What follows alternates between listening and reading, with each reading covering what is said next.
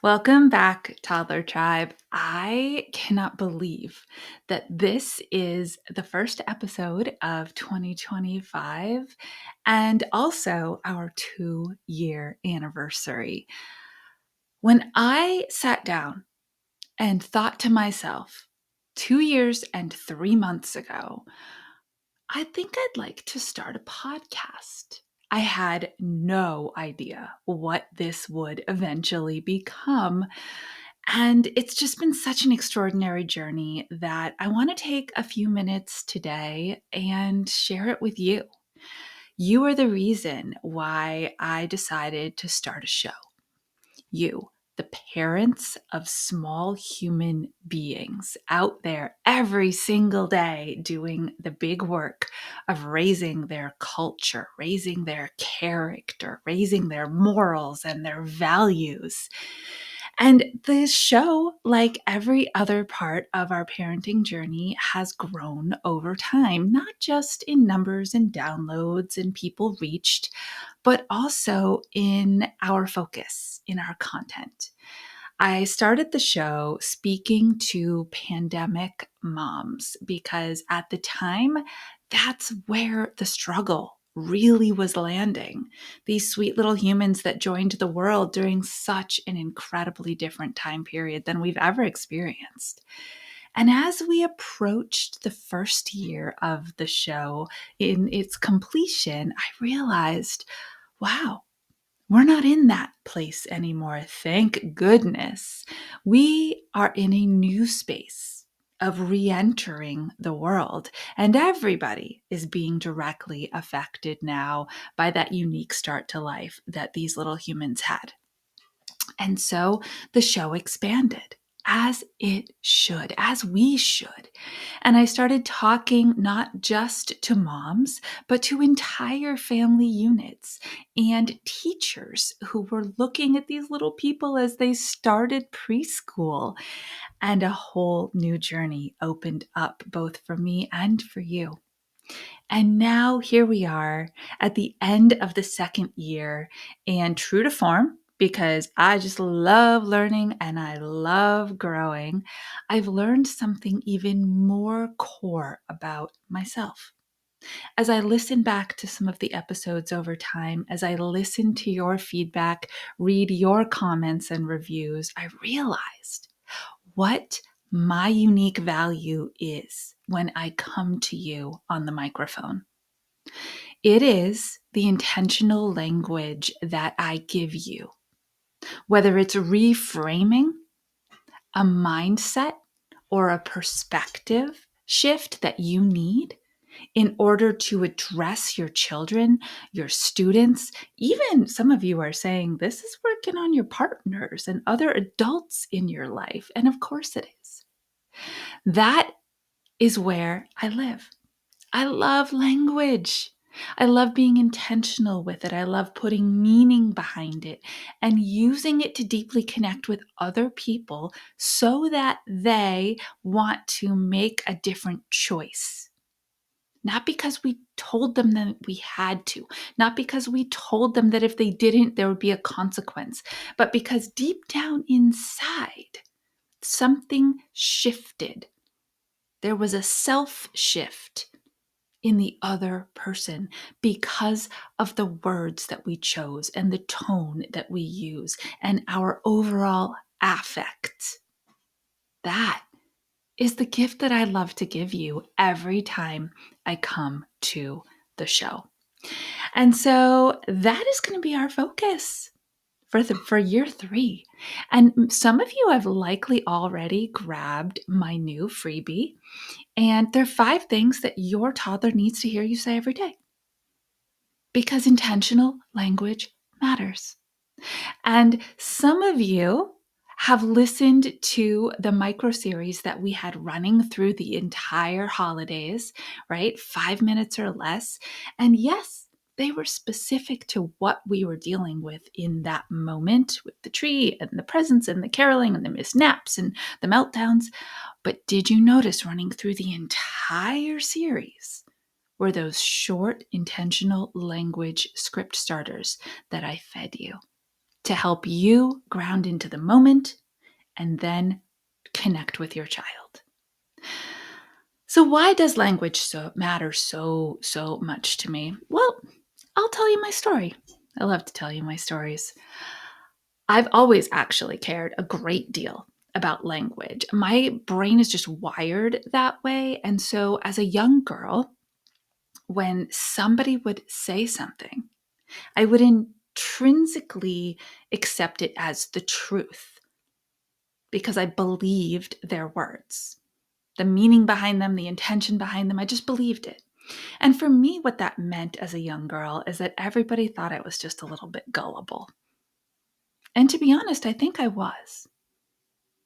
But there's a fine line there between gullibility, which is just being able to be led in any direction by anybody because of what they say, and truly believing other people. So, in addition to that, I also am someone who's always had one of those hearts, those sweet souls that believes the best in others, right? That altruistic outlook that there's a higher possibility that that person is here to do something good than there is that they're here to do something bad. The idea that people would do bad things on purpose intentionally blew my mind. Yeah, I know. And so as I grew up, the realistic world kind of creeped in. The realities were there. And I thought, okay, I need to have some filters to this. But my nature, my true character is one that believes the best in people and believes what they say. This is a blessing, but it's also a little bit of a curse. And so I needed to know more. When I got to college and I realized that my passion was to study American Sign Language, I paired it with a major in linguistics. And so there I was, really doing the work, pulling apart languages, looking at their core roots, checking for meaning, how you put it back together, what you say versus what the other person hears. These type of real intentionalities around the way that we use words. And as a teacher of the deaf and hard of hearing, I was teaching in American Sign Language, another whole language. And so I had to be really clear that the meaning that I was, because there's a lot of translation that goes on. If you are a native hearing speaker and you become fluent in American Sign Language, yes, you've learned a second language. And now here I was taking what I knew about teaching and then turning it into full American Sign Language on my hands to teach my classroom what they needed to know and learn. And so my journey with language just continued to grow. I then had the really unique opportunity, and I'm so grateful for this, to dissect the way that we learn to read and become a reading recovery teacher. That journey in and of itself was just so fascinating. The way we make meaning of the words on the page individually and in combination. And then I was given this incredible opportunity to take what I knew about teaching deaf and hard of hearing kids and modify this reading curriculum to meet their needs. For those of you that don't know, 90% of deaf kids are born to hearing parents. And the average reading level, comprehension level of deaf kids who graduate from high school is around 5th to 6th grade, right? They tap out really quickly because the languages are so uniquely different and incredibly hard to master, the reading part of English. I was given this challenge. We see the success that you're having teaching hearing children how to increase their reading ability using this intentional strategies that you've been taught by this curricula. Can you modify it so that our deaf kids have the same opportunity and can come up the ranks as early readers too. Oh my gosh, was that so much fun? It lit me up. I love a challenge, you know I do. That was a really special time period in my early teaching days. And I was successful with those sweet ones. And I just really enjoy every single piece of this. So this is a little bit more of my backstory that I've never told you before, because I want you to see how that next level of expansion is coming for me, but that really every piece of who I am and every part of my education has been leading me my whole life to this. And it's why I get to travel the United States and beyond, teaching teachers how to use intentional language in their preschool classrooms and in their childcare centers and in their kindergartens, because that connection point, the intentionality and the meaning behind our words, is actually what opens up children's ability to learn the content. We cannot be a content-driven teacher. I know that sounds crazy, right? Here I am telling you about my decades of experience and saying, oh, we shouldn't be teaching content. Well, of course we are. But if you simply go to the content without laying a foundation of a relationship built on words that allows a child to trust you, oh, I can believe her words. I can trust his words. They always tell me the truth. That allows a child to respect you. Well, I don't like what they're telling me right now. I really wish there was something else that I could do. But I know that when I have a big feeling, they listen to me, right? They respect me too. So I will go ahead and listen to them right now. Yes. Yes, this is possible with your 1-year-olds, your 2-year-olds, your 3, your 4, your 5-year-olds. It is that gateway to self. Your only job as a parent of a little, as a teacher of a little, as a caregiver of a little, your only job is to recognize who it is that you have in front of you and ask them to be themselves. Give them permission to be themselves. And then bust open the gates and create opportunities for them to learn the self skills, to grow from within. When we focus on content in those early years, the ABCs, 1, 2, 3's, colors, numbers, the things they can prove and show and wow your guests with, that's from without. That's from outside of them. That's something they have to chase.